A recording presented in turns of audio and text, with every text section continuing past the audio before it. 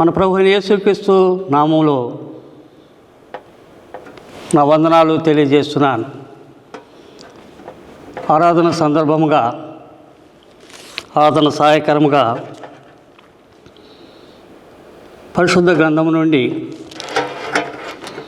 అపోస్తలుడైన పౌలు రోమీయులకు రాసిన పత్రిక, అపోస్తలుడైన పౌలు రోమీయులకు రాసిన పత్రిక 7వ అధ్యాయం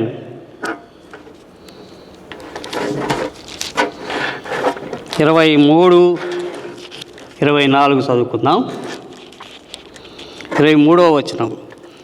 వేరొక నియమము నా అవయమునందున్న ధర్మశాస్త్రముతో పోరాడుచు నా అవయములోనున్న పాప నియమునకు నన్ను చెరపట్టి లోబరుస్తున్నది. 24వ వచనం. అయ్యో, నేనెంత దౌర్భాగ్యుడను!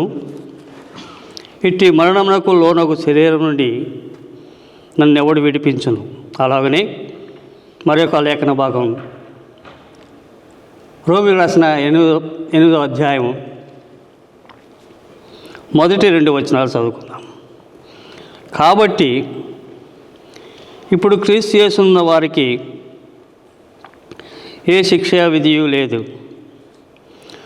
క్రీస్తు యేసునందు జీవమిచ్చు ఆత్మ యొక్క నియమము పాప మరణం నియమం నుండి నన్ను విడిపించెను. ఎట్లనగా ధర్మశాస్త్రము దేనిని చేయజాలకపోయినో దానిని దేవుడు చేసెను. ధర్మశాస్త్రము దేనిని చేయజాలకపోయినో దానిని దేవుడు చేసెను. దేవుడు తన వాక్య భాగం మనందరి కొరకై దీవించి ఆశీర్వదించును కాక. ప్రభువునందు ప్రియమైన సహోదరి సహోదరులారా, మనము చదువుకున్న వాక్య భాగము మనందరికీ బాగా పరిచయమైన వాక్య భాగమే. 23వ వచనంలో వేరొక నియమము నా అవయములోనున్నట్టు నాకు కనబడుచున్నది. అది నా మనసునందున ధర్మశాస్త్రంతో పోరాడుచు నా అవయములో ఉన్న పాపం నియమకు నన్ను చెరపట్టి లోబడుచున్నది. ఒక నియమం ఉన్నది, ఆ ధర్మశాస్త్రం బట్టి నన్ను లోబడుచున్నది అని సౌలు అంటున్నాడు. ఏమిటి ఆ నియమం? ఏమిటి లోబరుచుకోవటం అంటే? లేఖన భాగంలో మనం చూస్తున్నప్పుడు సౌలు అన్నాడు, నేను పాపమునకు అమ్మబడి తిని పాప శరీరంలో నేను బంధించబడి ఉన్నాను అనే మాట మనం గమనిస్తాం. అయితే ఇట్టి మరణం నుండి నన్ను ఎవడు విడిపించునని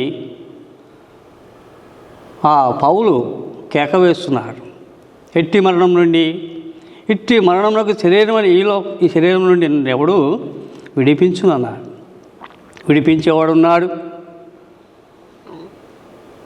మరణము తప్పించేవాడు ఉన్నాడు. నన్ను ఎవడు విడిపించునని కేక వేస్తున్నాడు. మరణము తప్పించుట ఎవరి వశము? యెహోవా వశము. కీర్తనలో మాట మనం చూస్తాం. మరణం తప్పించేవాడు ఉన్నాడు, కానీ ఎవడు నన్ను విడిపిస్తాడని కేక వేస్తున్నాడు. మరణం తప్పించేవాడు మన ప్రభు అయిన యేసుక్రీస్తు. మరణము తప్పించుట యెహోవా వశము. ఎవరు నన్ను విడిపించును? ఈ పాపపు శరీరం నుండి, ఈ పాపపు మరణం నుండి నన్ను ఎవడు విడిపించును? పాపం నుండి విడిపించేవాడు ఉన్నాడు. మన అతిక్రమం నుంచి, మన పాపం నుంచి విడిపించేవాడు ఉన్నాడు. దేవుని లేఖనంలో మనం చూస్తున్నప్పుడు, ఎఫెసీయులకు రాసిన పత్రికలో మనం ఆలోచన చేస్తున్నప్పుడు, ఆయన మన ప్రతి పాపం నుండి కడుగును ఆయన రక్తము. మన పాపములకు మోచన, మన అపరాధములకు క్షమాపణ ఆయన రక్తం ఉందే. మరణముకు శరీరమని ఈ శరీరముని విడిపించేవాడు ఆయనే. మరణం నుంచి విడిపించేవాడు ఆయన రక్తమే మన ప్రతి పాపం నుండి కడిగి మనం పవిత్రులుగా చేయను అనే మాట మనం చూస్తాం. కాబట్టి మనం ఆలోచన ఎవడు నన్ను విడిపించును అన్నాడు. సౌలు యొక్క జీవితం మనం ఆలోచిస్తుంటే పౌలుగా కాకముందు సౌలు ఎలాంటి వాడు? సౌలు ఎలాంటి వాడు? సౌలు యూదుడు, యూదా ధర్మశాస్త్రం నందు బహునిష్ట గలవాడు, గమలీయుల పాదముల దగ్గర నేర్చుకున్నవాడు, ఆ ధర్మశాస్త్రం యొక్క చాలా నిష్ట కలిగిన వాడు. దేవుడు అంటే ఆయనకి ఆసక్తి లేదు, అసక్తుడు. దేవుణ్ణి ఎంతగానో హింసించేవాడు. ఎలాగనగా దేవుని పిల్లలను, దేవుని యొక్క పనిని చాలాగా హింసించేవాడు, బాధపరిచేవాడు. ఎప్పుడు? ధర్మశాస్త్రం నిష్ట గలవాడు, దాని అందే ఆసక్తి గలవాడు, గమలీయుల పాదం దగ్గర నేర్చుకున్నవాడు. అలాంటి సౌలు దేవుని పనిని ఎంతగానో పాడు చేశాడు. ఎందుకంటే ధర్మశాస్త్రం నిష్ట కలిగిన వాడు. దేవుడంటే, ప్రభు అంటే ఆసక్తి లేనివాడు, అసక్తుడు. దేవుని పనిని పాడు చేసేవాడు, దేవుని సంఘమును పాడు చేసేవాడు. అపోస్తల కార్యగ్రంథము 8వ అధ్యాయంలో అలాగే 9వ అధ్యాయంలో మనం ఆలోచన చేస్తుంటే దేవుని పిల్లలను బహుగా చిత్రహింసలు పెట్టేవాడు. ఆ మార్గమందు ఎవరన్నా దేవుని పిల్లలు కనబడితే వారిని పట్టుకొని బంధించి చెరసాల్లో వేయించేవాడు. స్టెఫెను యొక్క సౌలు మరణానికి కూడా, సావుకు కూడా అతను సాక్షిగా నిలబడ్డాడు. అందరూ చంపుతూ ఉంటే పౌలుని, స్టెఫెన్ని సౌలు వారి బట్టల దగ్గర కాపలా ఉన్నాడు. అంటే దానికి సమ్మతించిన వాడు సౌలు, దేవుని పిల్లలను ఎంతగానో హింసించిన వాడు. అలాంటి సౌలు దేవుని మహాకృప చేత ఆ దమస్కు మార్గమందు పట్టబడ్డాడు. ఆ దమస్కు మార్గమందు పట్టబడ్డాడు. అందుకే తిమోతి రాసిన పత్రం అంటున్నాడు, నేను పూర్వము దూషికుడును, హానికరుడును, అంతకుడును అని అంటున్నాడు. ఎలాంటి వాడు సౌలు? దేవుని ఎరుగక ముందు, దేవుని చేత పట్టబడక ముందు ఎలాంటి వాడు? ధర్మశాస్త్రం యొక్క నిష్ఠలో పెరిగినవాడు, దాన్ని అనుసరించి దేవునికి అయిష్టమైన కార్యాలు చేసినవాడు, దేవుని పిల్లలను పాడు చేసినవాడు, దేవుని పిల్లలను చిత్రహింసలు చేసినవాడు, దేవుని పనిని పాడు చేసినవాడు. ఆ మార్గమందు ఎవరైనా దేవుని పిల్లలు కనబడితే వాడిని బంధించి చెరసాల్లో వేయించినవాడు. అలాంటి సౌలు యొక్క జీవితం మనం ఆలోచించినప్పుడు సౌలుని దేవుడు పట్టుకున్న తర్వాత అన్నాడు కదా, నేను ఎలాంటి వాడిని పూర్వం? దూషికుడును, హానికరుడును, అంతకుడును. అలాంటి నన్ను దేవుడు ఏం చేశాడు? పట్టుకున్నాడు. కృపచేత నేను రక్షింపబడ్డాను. అని ఒక మాట చూడండి. ఒక మాట ఏమంటుంటే 25వ వచనం చూడండి. మన ప్రభు అయిన యేసుక్రీస్తు ద్వారా దేవునికి కృతజ్ఞతలు చెల్లించున్నాను కాగా మనసు విషయంలో నేను దేవుని నియమకును, శరీర విషయంలో పాప నియమకును దాసునై ఉన్నాను. అలాంటి దాసత్వంలో ఉన్నాడు సౌలు. అంటున్నాడు కదా, నేను పాపమునకు బంధింపబడ్డాను, పాపమునకు అమ్ముబడ్డాను, పాపము దాస్యంలో ఉన్నా. యోహాను సువార్తలో ఒక మాట ఉంది, పాపము చేయు ప్రతివాడు కూడా పాపమునకు దాసుడు. అలాగైతే మనమందరము కూడా సౌలు వలె మనము కూడా పాపము యొక్క నాకు దాసులుగా ఉన్నవారు. ఈ శరీరము పాపము నియములకు లోబడి ఉన్నది. ఈ పాపములకు జీతము మరణమని రోమీయులకు రాసిన పత్రికలో మనం జ్ఞాపకం చేయబడుతున్నాం. ఇట్టి మరణం నుండి నన్ను ఎవడు విడిపించును? ఇట్టి మరణముకు శరీరంలోని నన్ను ఎవడు విడిపించును? విడిపించేవాడున్నాడు, ఆయన మన ప్రభువైన యేసుక్రీస్తు వారు. మరణము తప్పించడం యెహోవా వశము, ఆయన వశములో ఉన్నది. ఏ మరణము? ఇది రెండవ మరణము. ఇది శరీర మరణము కాదు, కానీ ఆత్మకు సంబంధమైన మరణము, రెండవ మరణము, అగ్ని గుండము. ఆ మరణం నుంచి తప్పించేవాడు మన ప్రభు అయిన యేసుక్రీస్తే. లేకుండా మనం ఆలోచన చేసినప్పుడు ప్రియులారా, అలాంటి సౌలు పౌలుగా మార్చబడ్డాడు. ఆ పౌలు యొక్క వేదన చూడండి. ఇట్టి మరణమునకు లోనైన ఈ శరీరం నన్ను ఎవడు విడిపించునన్నాడు. లేకుండా మనం ఆలోచిస్తున్నప్పుడు ప్రియులారా, ధర్మశాస్త్రము దేనిని చేయజాలకపోయేనో దాన్ని దేవుడు చేశాను. ధర్మశాస్త్రం అంటే ఏమిటి? యోహాను సువార్త 8వ అధ్యాయంలో మనం ఆలోచిస్తున్నప్పుడు వ్యభిచారంలో పడ్డబడ్డ స్త్రీని ఆ పరిసయ్యులు శాస్త్రులు ఆయన వద్దకు తీసుకొచ్చి, అయ్యా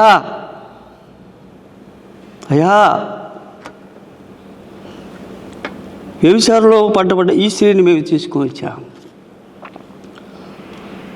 మన మోషే మనకిచ్చిన ధర్మశాస్త్రంలో ఏమని ఉన్నది, ఆయన ఇచ్చిన ఆజ్ఞల విధుల్లో ఏమని ఉన్నదంటే, వ్యభిచారంలో ఎవరైనా పట్టబడితే ఆ స్త్రీని ఏం చేశారు? రాళ్ల చేత కొట్టి సంపాలని ధర్మశాస్త్రంలో ఉన్నది. అది మనకు మోషే ఇచ్చిన ధర్మశాస్త్రంలో. ఆయన ఆజ్ఞలు, ఆయన విధులు ఏముందంటే, ఎవరైతే వ్యభిచారంలో పట్టబడ్డారో వారిని రాళ్లతో కొట్టి చంపాలా. అయితే నీవేమంటావు అని మన దేవుణ్ణి వాళ్ళు ప్రశ్నిస్తున్నారు. అంటే మోషే ధర్మశాస్త్రం ఏంటంటే, వ్యభిచారంలో పట్టబడ్డ వారిని రాళ్లతో కొట్టి చంపవాలని ధర్మశాస్త్రం ఉంది. ఆ ధర్మశాస్త్రం ఏముంది? పంటికి పన్ను, కంటికి కన్ను, చేతికి చెయ్యి, గాయములకు గాయము, ప్రాణములకు పాయము, దెబ్బకు దెబ్బ. అది ధర్మశాస్త్రంలో ఉన్నది, మోషే ఇచ్చిన ధర్మశాస్త్రంలో. అలాగైతే నీవేమి చేస్తావు అన్నాడు. ధర్మశాస్త్రం అది ఉంది. అలాగే ధర్మశాస్త్రము ఏది చేయజాలకపోయినదో దాన్ని దేవుడు చేసిన. ఎలాగా? గలతీ రాసిన పత్రిక చూడండి ఒకసారి, 3వ అధ్యాయము 14వ వచనం ఆఖరి పాదం నుంచి. గలతీ రాసిన పత్రిక, అపోస్తలుడైన పౌలు గలతీలు రాసిన పత్రిక 3వ అధ్యాయము 14వ వచనం ఆఖరి పాదం చూడండి. క్రీస్తు మన కోసము శాపమై మనలను ధర్మశాస్త్రం యొక్క శాపము నుండి విమోచించెను. ఇందును గూర్చి మ్రాను మీద వేలాడిన ప్రతి వాడును శాపగ్రస్తుడు. క్రీస్తు మన కోసము శాపమై మనను ధర్మశాస్త్రం యొక్క శాపం నుండి విమోచించెను. ఇందును గూర్చి మ్రాను మీద వేలాడిన ప్రతి వాడును శాపగ్రస్తుడు. క్రీస్తు మన కోసము అంటే ధర్మశాస్త్రములకు లోనైన మనలను ధర్మశాస్త్రము తేనిని చేయజాలకపోయినో దాన్ని నెరవేర్చుటకై, దాన్ని కొట్టివేయుటకై యేసు ప్రభు మన నిమిత్తము శాపం నుండి మనల్ని విడిపించిన నిమిత్తం మ్రాను మీద వేలాడాను. అనగా మ్రాను మీద వేలాడు ప్రతివాడు కూడా శాపగ్రస్తుడని లేఖనం మనకు తెలియపరుస్తుంది. అలాగంటే మనమందరము కూడా శాపములకు లోనే ఉంటుండగా మన శాపము నుండి, మన పాపము నుండి మనం విడిపించుటకు ఆ ప్రియ ప్రభువు మ్రాను మీద వేలాడాడు. ఆయన మ్రాను మీద వేలాడి శాపగ్రస్తమైన మరణం నుంచి మనం విడిపించాడు. ఆయన పాపము లేనివాడు, ఆయన ఏ పాపము చేయనివాడు. ఆయనలో పాపము లేదు, పాపము చేయలేదు. అలాంటి పాపము లేని ఆయన పాపులైన మన నిమిత్తము పాపము శాపము నుండి మనం విడిపించుటకు ఆయన మన నిమిత్తము కల్వరి శిలువలో మ్రాను మీద వేలాడాడు. ఆ శాపగ్రస్తమైన మనం అనుభవించుంటుక మనకు బదులుగా ఆయన ఆ శాపగ్రస్తమైన మరణమును ఆయన అనుభవించాడు. సువార్త భాగంలో మనం ఆలోచన చేసినప్పుడు ఆయన సిలువ వేయబడిన తర్వాత ఆయన సిలువలో ఒక మాట మాట, నా దేవా నా దేవా నన్నేలా చెయ్యి విడిచి, నా దేవా నా దేవా నన్నేలా చెయ్యి విడిచితివి.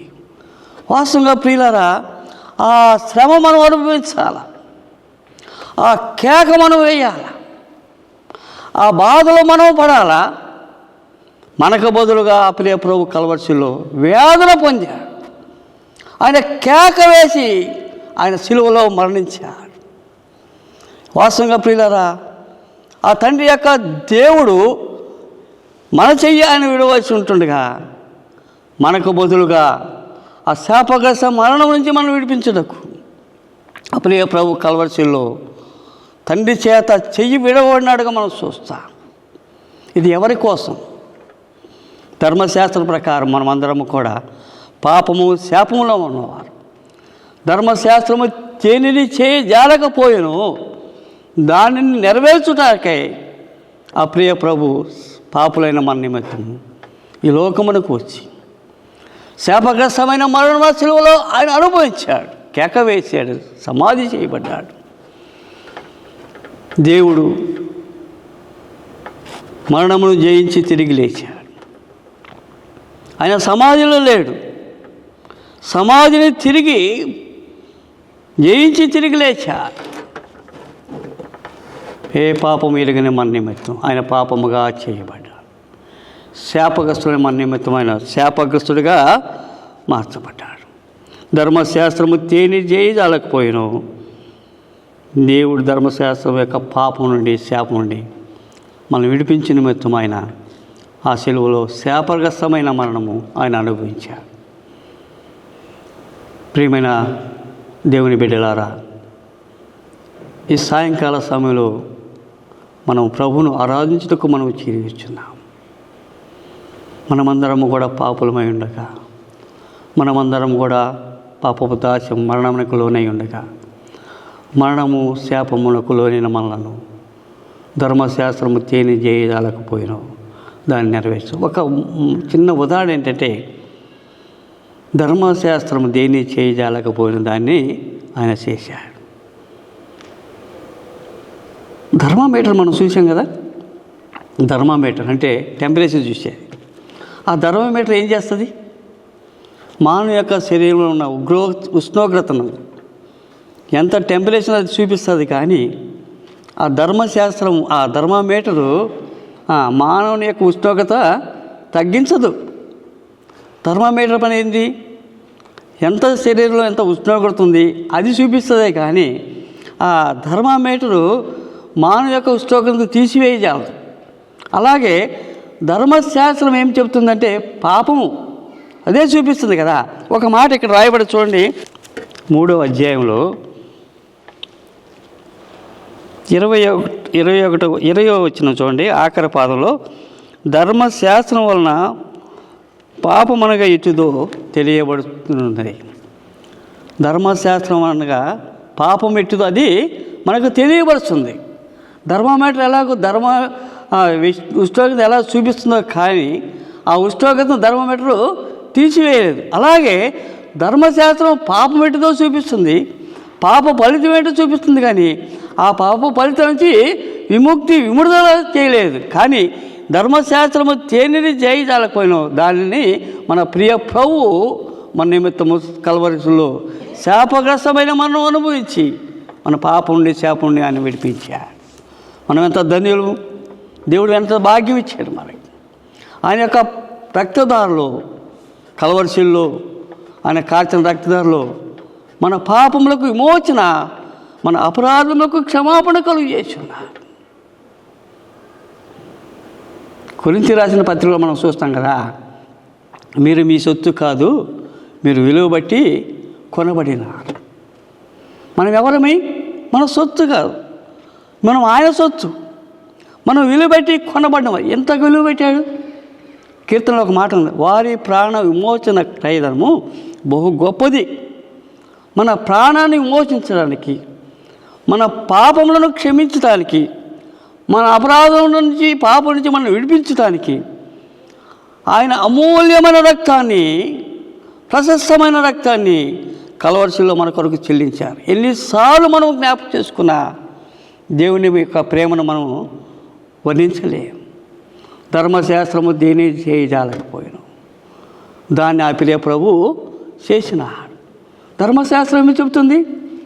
అపోస్తలుడైన పౌలు హెబ్రీ రాసిన పత్రిక ఒక మాట ఉంది కదా, ధర్మశాస్త్రం రక్తము చిందించకుండా పాప క్షమాపణ జరగదు అన్నాడు కదా.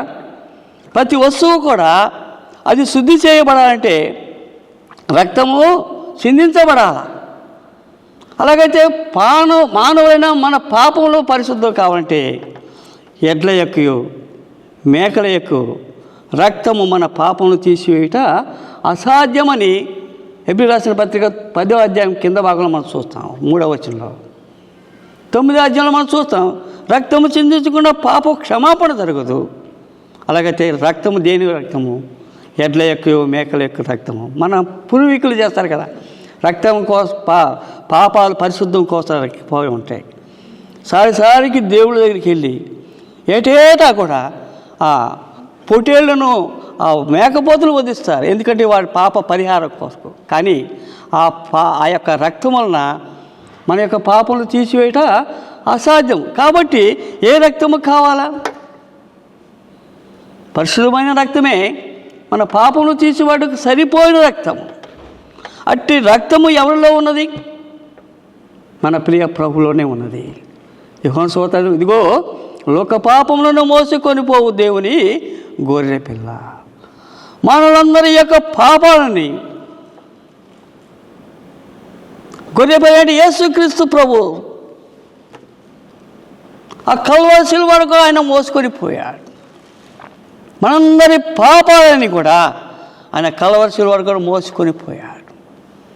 ఆ కల్వరి శిలువలో ఆయన పొందిన గాయాల చేత, బంధించబడి పొందిన గాయాల చేత ఆయన ప్రశస్తమైన రక్తాన్ని మనందరి కొరకు కల్వరిలో చెల్లించాడు. ఆ రక్తదారుల విశ్వాసము ద్వారా ఎబిసి రాసిన పత్రికలు మనం చూస్తాం కదా, మనమందరం కూడా పాపముల చేత అపరాధం చేత చనిపోయిన వారు, పాపమునకు దాసులు ఉన్నాం. పాపము యొక్క నియమం ఏమిటంటే పాపంలో వచ్చే జీతం మరణము, అగ్నిగుండం. ఆ దాసత్వం నుండి చేపలను మనిపించుటకు ఆయన కల్వరి శిలువలో ఆయన రక్తాన్ని కార్చాడు. మనమందరం ఆయన రక్తమందు విశ్వాసం ద్వారా ఎబిసి రాసిన పత్రిక 2వ అధ్యాయంలో మనం ఆలోచన చేస్తే పాపముల చేత అపరాధ చేత మనం చనిపోయిన వారు, దైవోగ్రతకు దండనకు పాత్రమై ఉన్నవారు, ఆయన యందు ఆ కుమారు యందు ఆయన రక్తమందు మన పాపలకు విమోచన, మన అపరాధములకు క్షమాపణ కలుగజేసి దేవునితో కూడా మనల్ని కూర్చుండబెట్టే భాగ్యాన్ని మనకి ఇచ్చాడు. ఇది మన వల్ల కలిగి కాదు, అది దేవుని వరమే. విశ్వాసముంచు ద్వారా కృపచేత మనం రక్షించబడ్డాం, దేవుని బిడ్డలుగా తీర్చబడ్డాం, కృపచేత మనం రక్షించబడ్డాం. ఎంత ధన్యులము! రక్షించబడ్డ మనం 20 కాల వేళ ఆయన మాట ప్రకారము ఆయన సన్నిధికి వచ్చాం. ఆదివారం నాడు ఆయన సన్నిధిలో మనం చేరి ఆయన ఆరాధ్యతకు మనము చేరి వచ్చున్నాము. విమోచించబడ్డ మనం, విలువబడి కొనబడిన మనము మన దేహములతో ఆయనను మహింపరచాల. సమస్తమును కూడా ఆయనకు అర్పించి ఆయన యొక్క రుణమును తీర్చుకోలేము. మన రుణము తీరక అట్టుండవలసిందే. ఈ సాయంకాల వేళ ప్రభు సన్నిధిలో మనం ఉంటుండగా ఆయన ఆత్మతో సత్యముతో ఆయన ఆరాధించుతాం. అట్టి ఆరాధనే మన ప్రియవు కోరింది, అట్టి ఆరాధనే మన నుంచి ప్రభు కోరినది. సత్యమైన ఆరాధన, యథార్థమైన హృదయంతో ఆత్మతో సత్యంతో ఆ ప్రియ ప్రభువును ఆరాధ్యం. దేవుడు మన పట్ల చేసిన గొప్ప మేలును, ఆయన మనకిచ్చిన గొప్ప వరాల్ని, ఆయనకిచ్చిన మనకి రక్షణ భాగ్యాన్ని మనం జ్ఞాపకం చేసుకుంటూ వాటిని మనకు అనుగ్రహించుటకు, పాపులైన మనం పరిశుద్ధులుగా చేయుటకు ఆయన ఎంత బంధపడ్డాడు, ఎంత బాధపడ్డాడు, ఎంత శ్రమ పొందాడు. ఆయన ప్రాణాన్నే ఆఖరి వరకు కూడా మనకు కల్వరి శిలువలో చెల్లించిన ఆ ప్రియ ప్రభువుని జ్ఞాపకం చేసుకుంటూ మనసారా హృదయమారా ఆత్మతో సత్యంతో ఆ ప్రియ ప్రభువును మనము ఆరాధించాం. అట్టి కృప దేవుడు మనందరికీ దయచేయను. పరిశుద్ధుడైన మా ప్రియ ప్రభువా, దయాళుడ మీకు స్తోత్రాలు చెల్లిస్తున్నాం. ఈ సాయంకాల సమయంలో మా ప్రభువా, మీరు మాకు ఇచ్చిన మా ప్రభువా లేఖన భాగాన్ని బట్టి స్తోత్రాలు చెల్లిస్తున్నాం. ఒకప్పుడు మా ప్రభువా మేము పాపులము, మీకు విరోధంగా పాపం చేసిన వారు, పాప ఫలితము అగ్నిగుండానికి మేము తగిన వారు ఉండగా ఆ పాపం నుండి శాపను మనం విడిపించుటకు రాణు మీద మీరు రాడు.